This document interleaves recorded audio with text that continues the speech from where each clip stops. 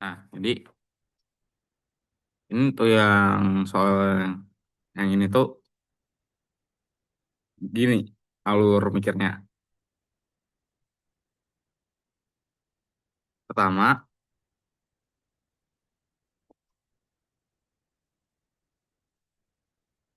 kita misalnya dulu nih. Udah ada sih, ya, tapi nggak apa-apa. Misal,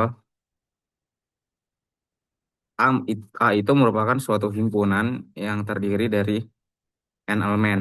Sebutlah elemen itu A1, A2, sampai AN.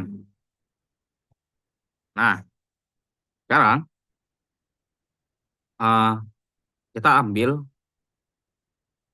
2 pangkat N minus 1 plus 1 himpunan bagian.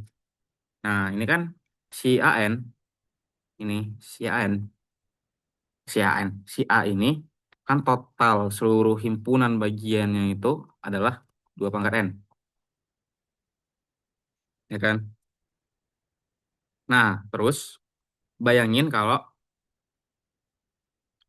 di semua himpunan bagian itu tuh nggak terdapat suatu elemen tertentu, katakanlah A1.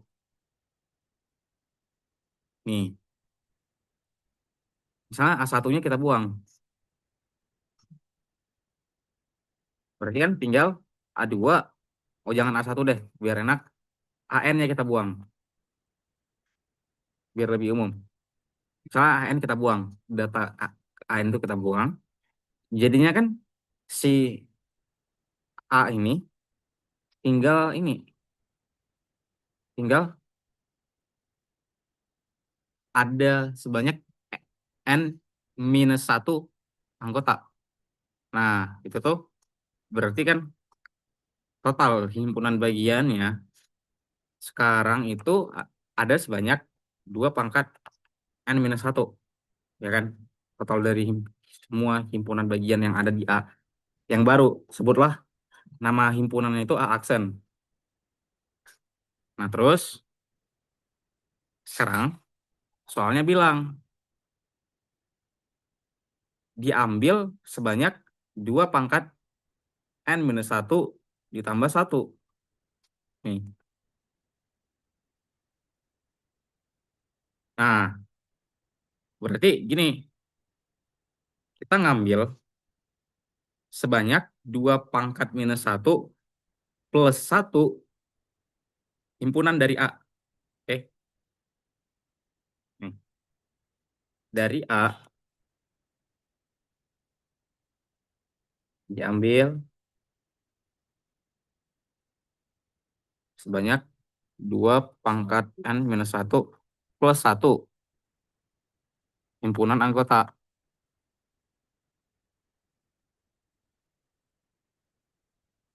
Tuh. Nah, terus eh, sekarang kayak mana caranya kita bisa membuktikan kalau di antara 2 pangkat minus 1 ditambah 1 dari himpunan anggota A itu pasti akan selalu terdapat 2 himpunan yang apa ya?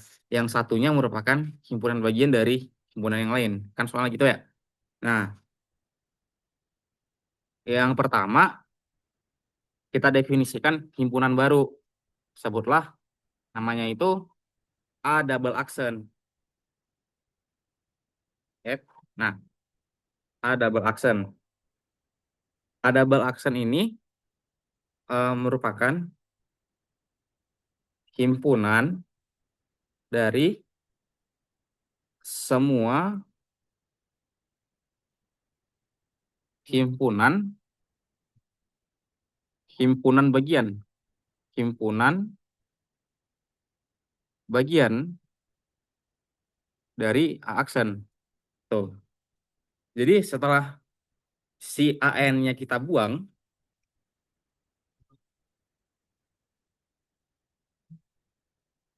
ya, setelah AN-nya kita buang, si A si A aksen itu ada sebanyak n pangkat minus satu elemen, yang artinya itu ada 2 × 1 himpunan anggota. Nah, terus semua himpunan anggota itu dibuat jadi satu himpunan, namanya itu A double aksen. Nah, sekarang kita biar ini kan soalnya itu pakai prinsip pigeonhole. Berarti langkah selanjutnya itu kita definisikan dulu suatu relasi. Misalnya, misal R adalah suatu relasi dari A ke A double aksen. Bukan dari A deh, dari eh, dari himpunan anggota A yang terpilih, yang kita ambil ke A double aksen gitu. Jadi bayangin ini ada suatu pemetaan kayak gini. Nah, ini ada himpunan-himpunan anggota A yang terpilih. Ya, sebutlah A1, A2, A3, dan seterusnya sampai ke A. Nah, karena kita kan pilihnya sebanyak 2 × n-1 + 1. Berarti di sini 2 × n-1 + 1. Berarti subhimpunan A yang ke 2 × n-1 + 1. Nah, ini relasinya kan dari A ke A aksen ya. Nah, A aksen itu apa nih? A aksen itu adalah ini kan semua himpunan bagian dari A aksen. A double aksen. A double aksen adalah anggota-anggotanya itu adalah semua himpunan bagian dari A aksen biasa. Nah, eh, sebutlah namanya itu apa ya? A1 double aksen gitu. Terus A2 double aksen, A3 double aksen, dan seterusnya sampai ke, nah karena si A double aksen ini tuh hanya sampai 2 × n, ya kan? 2 × n-1. Nih, dia hanya sampai ke A double aksen 2 × n-1 + 1. Oke, jadi jumlah anggotanya itu cuman beda satu aja dari si A, si himpunan A yang terpilih gitu. Nah, terus kita definisikan lagi si relasi ini menyatakan apa? Kapan suatu himpunan A dikatakan berelasi dengan suatu himpunan A double aksen, yaitu saat ada dua kondisi. Saat um, A itu sama dengan A double aksen, atau kalau A dikurangi dengan A double aksen, itu hasilnya adalah AN gitu. Nah, kenapa tiba-tiba muncul AN di sini? Gue lupa bilang kalau sebenarnya ini tuh AN dibuang. Itu maksudnya eh bukan benar-benar dibuang gitu loh. AN itu dibuang,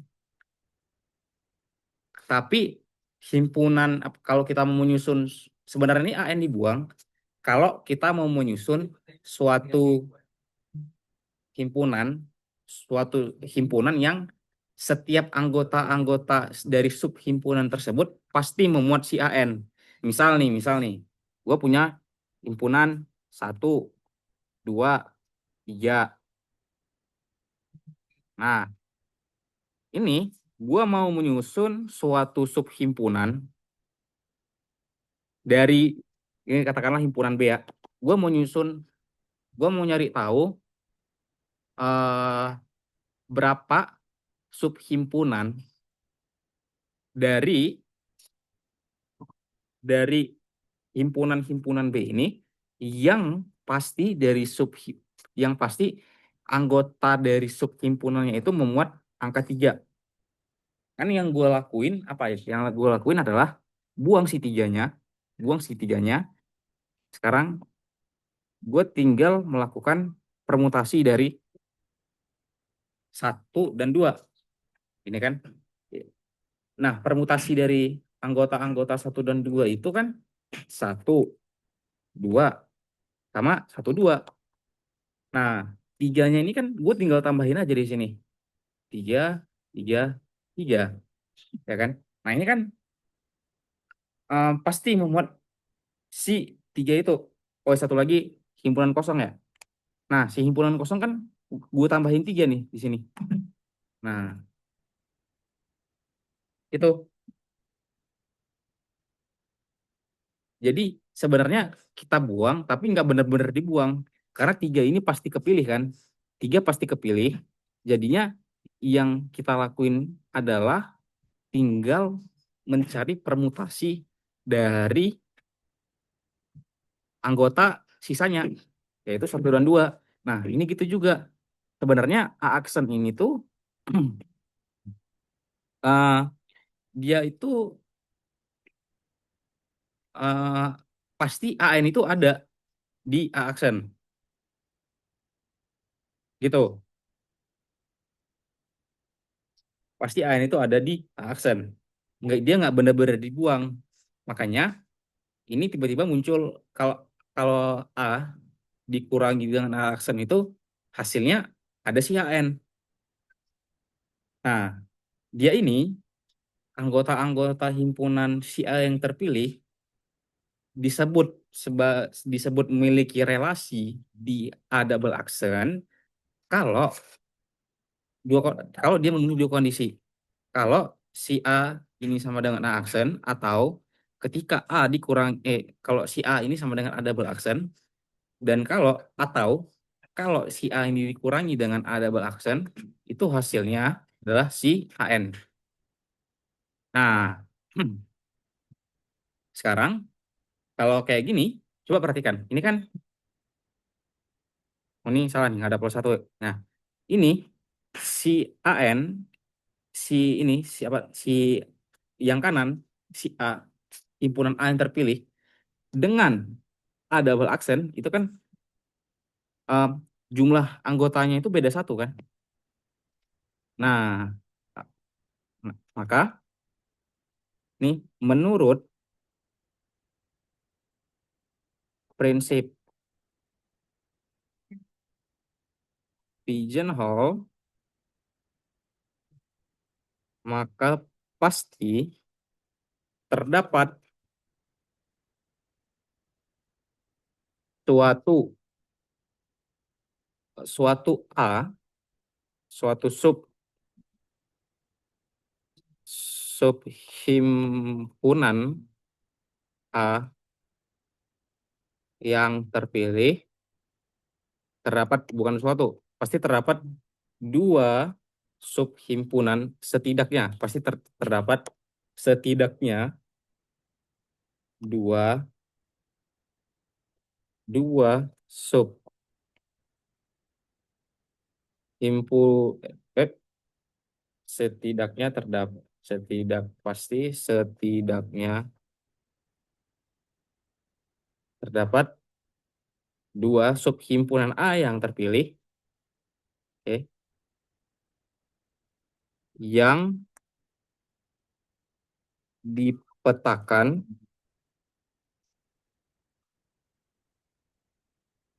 eh, ke 1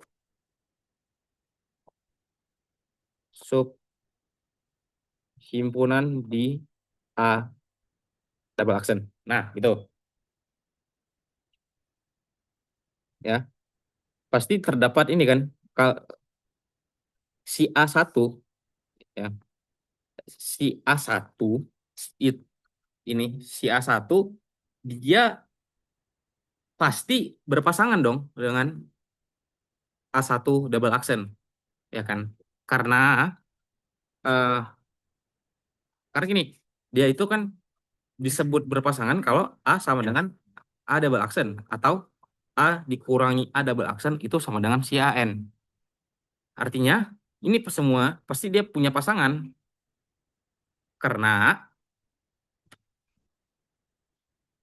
gini, em, kalau misalnya dia ini si himpunan yang di sini itu nggak memuat AN, pasti pasti berlaku ini kan. Karena kan yang di sebelah kiri ini, di sebelah kiri, sebelah kanan, ini tuh kan sebenarnya ada si AN tuh. Nah, kalau si A1, A2, A3 sampai A2 pangkat N-1 plus 1 tidak memuat AN, artinya pasti si A ini sama dengan A double aksen. Begitu juga seterusnya yang lain. Kalau misalnya si A dikurangi dengan A double aksen itu memuat A aksen, maka pasti pasti yang ini nggak berlaku, yang ini yang berlaku. Nah, gitu. Yang pasti itu setiap yang di sini pasti punya pasangan. Kalau antara mereka itu sama atau yang beda cuman si AN, itu loh. Nah, karena ini bedanya cuma satu, ya, maka pasti pasti ada suatu A1 sampai dengan A2 pangkat N-1 plus 1 itu yang dipetakan ke salah satu himpunan yang ada di sini. Misal nih, A2 sama A3, dia dipetakan ke sini. Gitu. Nah, misalnya aja itu. Ya, oke. Nih, misal dua sub himpunan tersebut adalah, disebutlah namanya AM dan AN yang memiliki pasangan A, sebutlah namanya A double aksen apa ya, indeks P gitulah. Oh jangan AN, ntar nih salah paham. A apa ya, AP, AQ dan AR, A double aksen R gitu. Nah jadi ini ada suatu ada suatu katakanlah apa nih, si AP, AQ tuh yang pasangannya nanti kalau dipasangin dia pasti ke salah satu, ke satu pasang yang ada di sini gitu. Nah, sekarang ini kita punya dua kasus nih, yang ini dan yang ini, yang ini dan yang ini. Oke. Nah, kalau misalnya tadi kan yang kanan berelasi dengan yang kiri kalau A itu sama dengan A double aksen atau ini kan. Nah, tapi yang perlu diketahui juga kalau si AP dan si AQ itu adalah dua subhimpunan yang berbeda. Nih,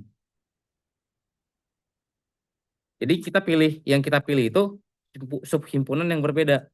Nggak mungkin, nggak mungkin di antara subhimpunan ini tuh yang semua anggotanya sama. Pasti dia berbeda, gitu. Nah, kalau yang pertama nih,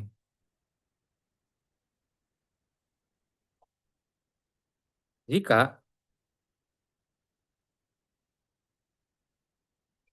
nih dia pasti berbeda ya. Nah, jika si AP,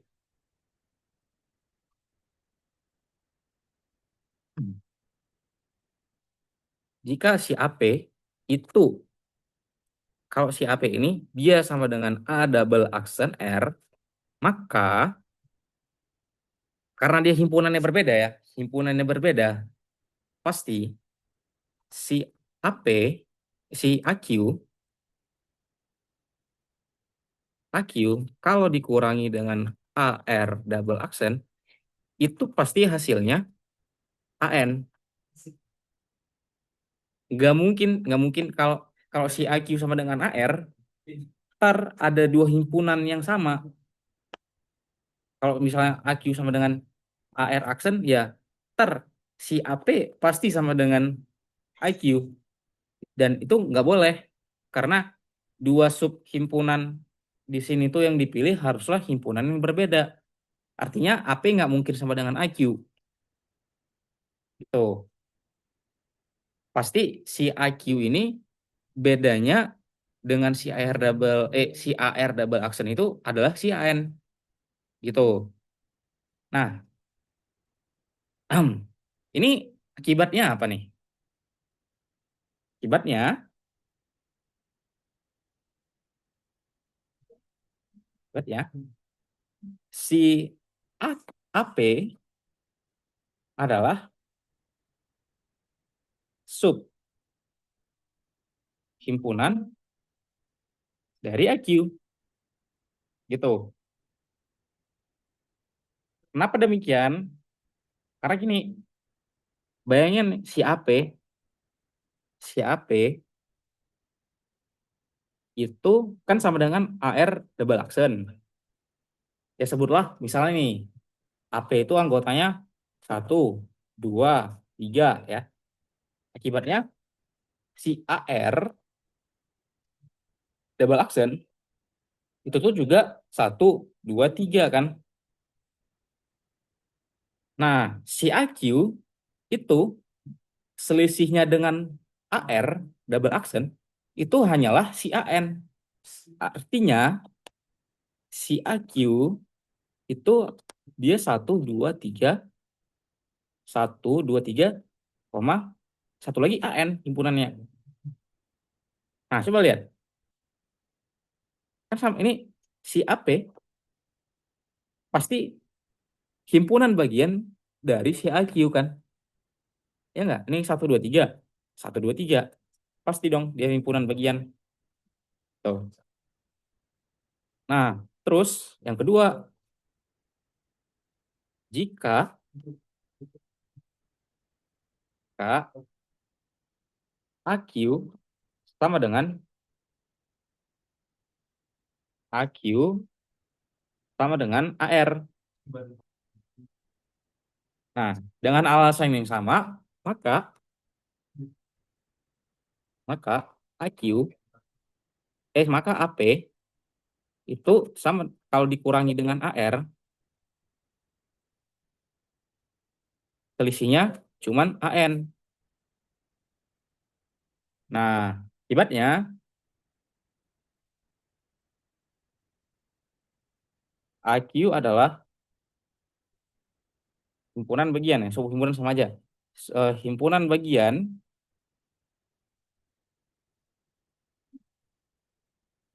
dari AP. Nah, dah selesai. Maka terbukti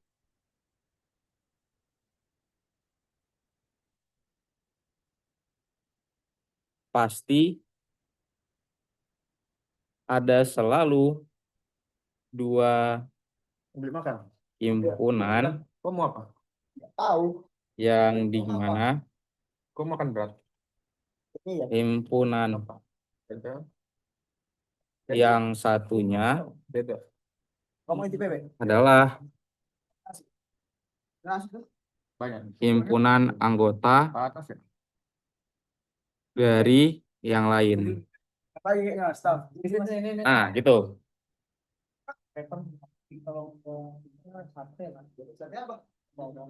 Oke. Belakang itu yang belakang. Tapi panas.